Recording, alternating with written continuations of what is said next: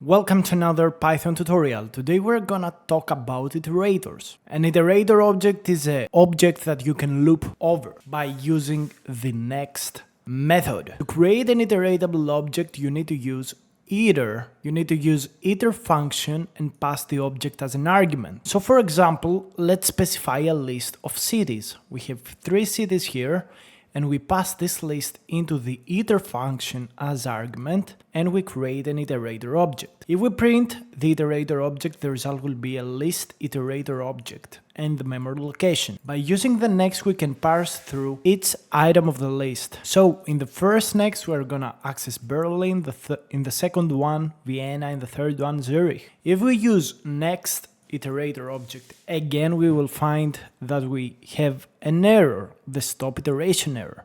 This means that we have no other element to pass through this iterator. Please bear in mind that an iterator cannot be passed 2 times.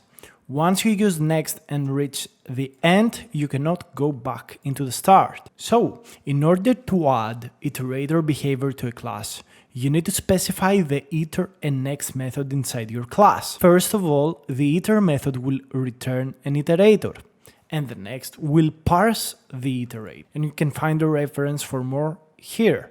So first, let's specify a class reverse. The first thing you want to do is create the initialization method, and we're gonna be setting self.data equal to the data, and we also gonna be creating an index that will be the length of the data. So we create an iterator that will loop over a sequence from the last element to the first element.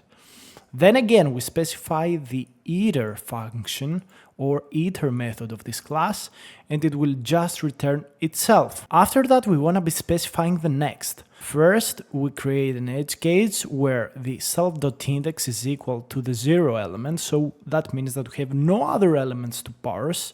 And then if we do not have this edge case, then what we're gonna be doing is accessing the index in the final position -1 and returning that element.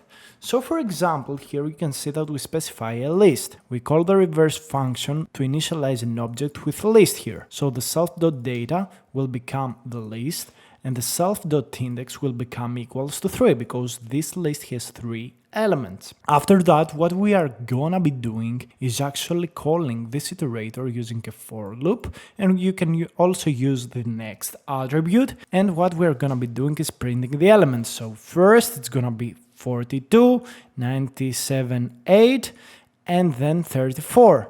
So let's try and run this example with next. So first of all, what we're gonna be doing is using LST backwards, and we are gonna be encapsulating inside of it the next attribute. So what we are gonna be doing is calling next 3 times, and what we want to do here to see the output of the console is using the print and actually passing the result of next inside the print. So we're gonna have to run the code again because the iteratable has completed its loop, and boom, exactly the same example. So the for loop here, essentially what it does is that it calls next automatically. So again, we have another list of cities, and you can create an iterator again by using the iter method, and you can use a while loop for the city iterator. So you can use a try and except clause, so you can stop this loop. So while we have the iterator here, we're gonna be using the next to access a city, and when we reach the stop iteration, we're gonna be breaking outside of this loop. And also I think that you can use while true here as well, and boom, it's exactly the same, doesn't really matter. So you can also use the while city iterator, but it really doesn't matter. What you wanna be doing is using the except stop iteration so you can break out of this loop. Otherwise you are gonna be having an error. So if you use pass here, it is gonna throw an error. You have the stop iteration here. So okay, let's put the break back in here and let's move on.